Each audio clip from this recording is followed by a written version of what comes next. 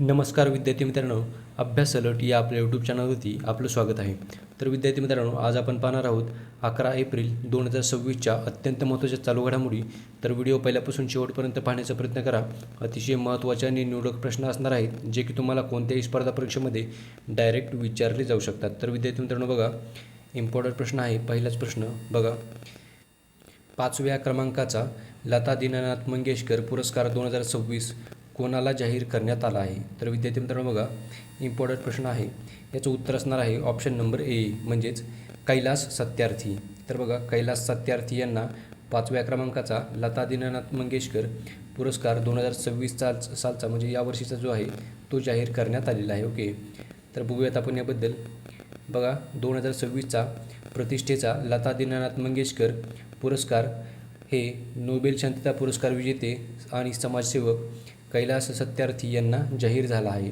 तर बघा, हा पुरस्कार कैलास सत्यार्थी यांना देण्यात आलेला आहे आणि त्यांच्या समाजसेवा या क्षेत्रामध्ये दिलेल्या त्यांनी योगदानाबद्दल म्हणजेच बालहक्क आणि शोषणाविरुद्ध दिलेल्या उत्तम लढ्याबद्दल त्यांना हा पुरस्कार देण्यात आलेला आहे. ओके, तर बघा, या पुरस्कार सोहळ्याची तारीख जी आहे ती 24 एप्रिल 2026 रोजी होणार आहे. ओके, म्हणजेच हा पुरस्कार सोहळा 24 एप्रिल 2026 रोजी होणार आहे. आणि बघा, पुरस्काराचे ठिकाण आहे गणेश कला क्रीडा मंच, पुणे. तर बघा, आत्तापर्यंतचे जे पुरस्कार भेटलेले आहेत त्यांची नावे आपण पाहूयात. 2022मध्ये पहिला तर म्हणजेच लता दीनानाथ मंगेशकर पुरस्कार जो आहे तो मिळाला होता पंतप्रधान नरेंद्र मोदी यांना. देशसेवेसाठी पहिला पुरस्कार त्यांना प्रदान करण्यात आला होता.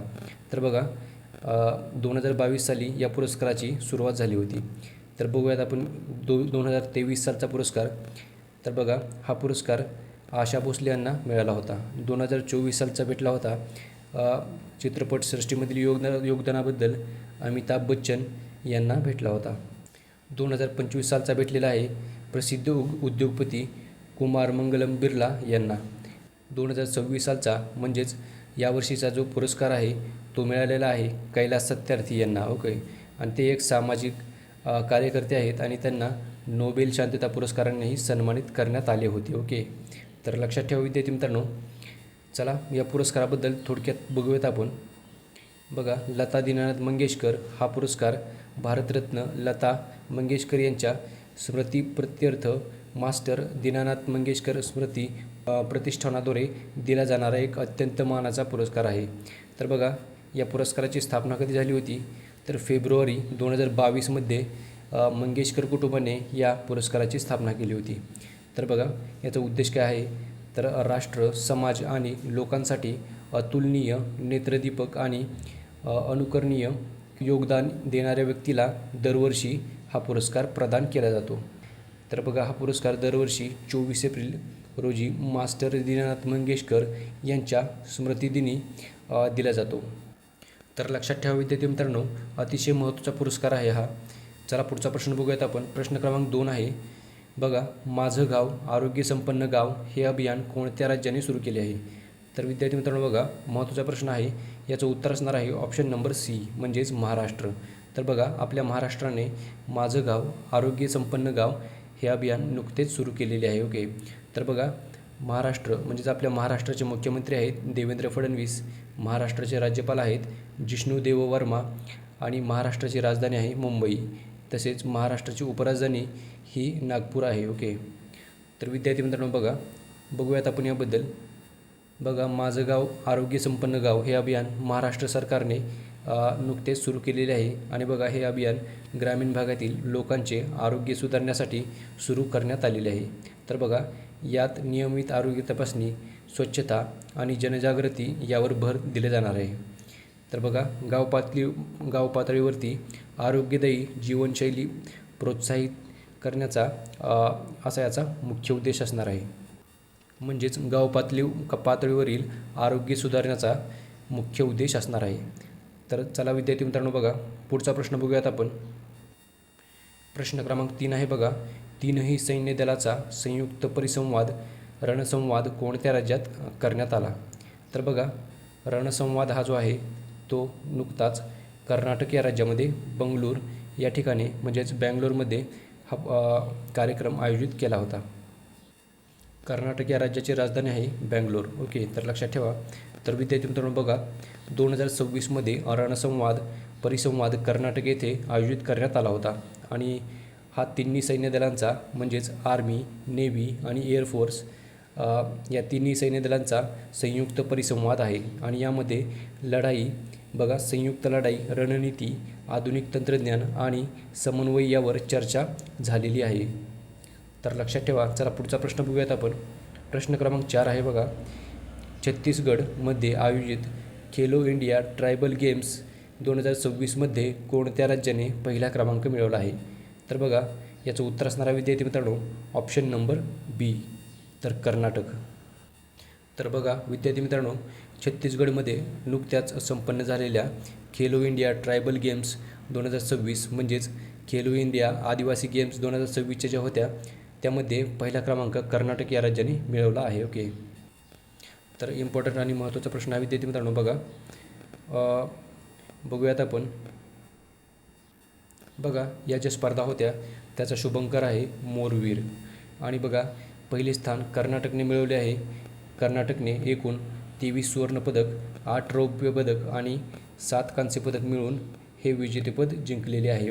तर बघा, यजमान म्हणजेच ही जी स्पर्धा आहे ती छत्तीसगड या राज्यामध्ये आयोजित करण्यात आली होती आणि छत्तीसगड या राज्याचा या स्पर्धेमध्ये म्हणजेच 9व्या क्रमांकावर छत्तीसगड हे राज्य होते. तर बघा, या स्पर्धेचा कालावधी म्हणजेच ही जी स्पर्धा आहे ती 25 मार्च ते 3 एप्रिल 2026 या दरम्यान संपन्न झाली आहे. चला विद्यार्थी मित्रांनो बघा, पुढचा प्रश्न बघूयात आपण. प्रश्न क्रमांक 5 आहे, भारतातील कोणत्या विद्यापीठात रोजगार क्षमता वाढवण्यासाठी skill centre AI for everyone स्थापन केले आहे? तर विद्यार्थी मित्रांनो बघा, skill centre AI for everyone हे जे आहे ते नुकतेच चंदीगड विद्यापीठामध्ये स्थापन करण्यात आले आहे. तर बघा लक्षात ठेवा, याचा उद्देश काय आहे तर भारतातील रोजगार क्षमता वाढवण्यासाठी हे स्किल सेंटर स्थापन करण्यात आलेले आहे. तर बघूयात आपण विद्यार्थी मित्रांनो, केंद्र बघा, हे जे केंद्र आहे ते मायक्रोसॉफ्टच्या सहकार्याने सुरू करण्यात आलेले आहे आणि याचे उद्दिष्ट म्हणजे विद्यार्थ्यांना AI, ML, क्लाउड इत्यादी कौशल्ये देऊन रोजगारक्षम बनवणे आणि बघा येथे प्रॅक्टिकल ट्रेनिंग तसेच इंडस्ट्री आधारित शिक्षण दिले जाते. तर लक्षात ठेवा. चला पुढचा प्रश्न बघूयात आपण. प्रश्न क्रमांक 6 आहे बघा, वर्ल्ड पॅरा आर्चरी सिरीज 2026मध्ये जगात प्रथम असणाऱ्या शीतल देवीला पराभूत करून कोणी सुवर्णपदक जिंकले आहे? तर बघा विद्यार्थी मित्रांनो, याचं उत्तर असणार आहे ऑप्शन नंबर डी म्हणजेच पायल नाग. तर बघा, पायल नाग यांनी वर्ल्ड पॅरा आर्चरी सिरीज 2026मध्ये म्हणजेच ही स्पर्धा थायलंड या देशामध्ये झाली होती. तर बघा, थायलंडमधील बँकॉकमध्ये ही जी स्पर्धा झाली होती त्यामध्ये जगात प्रथम असणाऱ्या शीतल देवी बघा यांचा पराभव करून नुकतेच पायल नाग यांनी सुवर्णपदक जिंकलेले आहे. तर बघा, जागतिक क्रमवारीमध्ये शीतल देवी या पहिल्या स्थानी होत्या, तर त्यांचा पराभव करून पायल नाग यांनी हे सुवर्णपदक जिंकलेले आहे. तर विद्यार्थी मित्रांनो बघा, बघूयात आपण याबद्दल. वर्ल्ड पॅरा आर्चरी 2026मध्ये बघा, आर्चरी म्हणजेच धनुर्विद्या. तर बघा, वर्ल्ड पॅरा आर्चरी सिरीज 2026मध्ये जगातील नंबर 1 असलेल्या शीतल देवी हिला पराभूत करून सुवर्णपदक जिंकणारी खेळाडू आहे पायल नाग. तर बघा विद्यार्थी मित्रांनो, पायल नाग ही 4ही हातपाय नसलेली भारतीय पॅरा आर्चर आहे. तर बघा, तिने बँकॉक येथे झालेल्या स्पर्धेत सुवर्णपदक जिंकले आणि अंतिम सामन्यामध्ये तिने शीतल देवीला हरवून हे यश प्राप्त केले आहे. चला पुढचा प्रश्न आहे बघा विद्यार्थी मित्रांनो.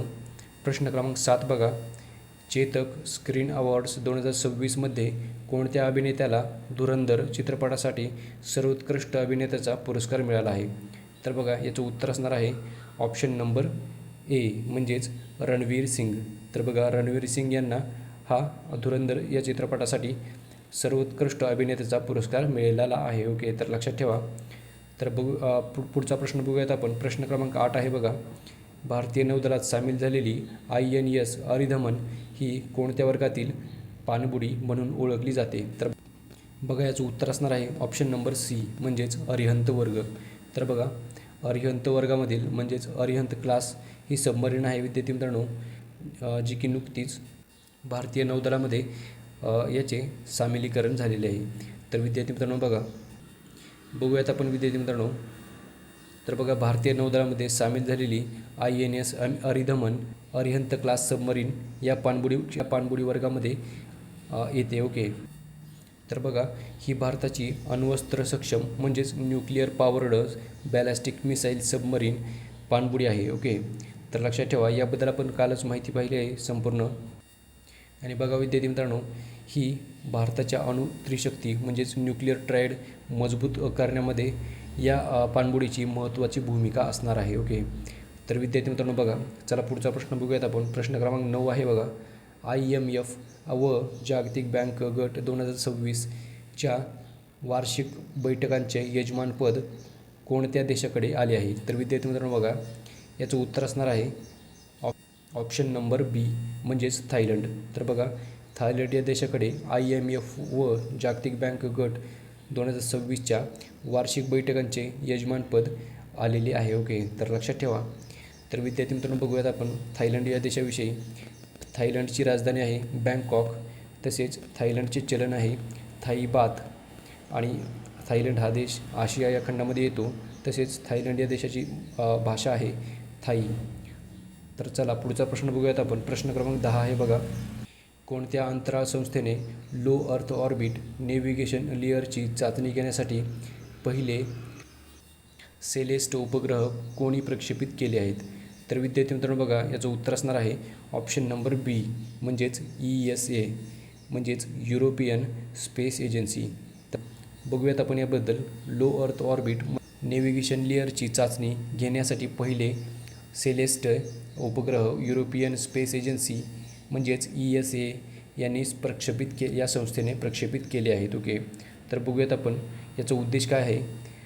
तर बघा, लो अर्थ ऑर्बिटमध्ये नेव्हिगेशन सिस्टीम विकसित करणे, सध्याच्या GPS सारख्या प्रणालीपेक्षा अधिक अचूक म्हणजेच हाय अक्युरेसी स्थान माहिती देणे, तसेच भविष्यातील नेव्हिगेशन लेअरसाठी चाचणी करणे असा याचा मुख्य उद्देश असणार आहे. तर बघा, युरोपियन स्पेस एजन्सी याबद्दल थोडक्यात माहिती बघूयात आपण.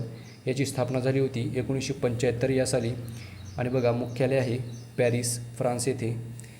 याचा उद्देश काय आहे तर अंतराळ संशोधन, उपग्रह प्रक्षेपण आणि वैज्ञानिक विकास असे याचं मुख्य उद्देश असणार आहे. आणि विद्यार्थी मित्रांनो बघा, याच प्रश्नाबरोबर आजच्या दिवसाचे जे करंट अफेअर्सचे प्रश्न होते ते सर्व आपण कव्हर केलेले आहेत. आणि व्हिडिओ तुम्हाला कसा वाटला हे नक्की कळवा. कमेंट करून तुम्ही सांगू शकता. तर भेटूयात आपण उद्या. धन्यवाद.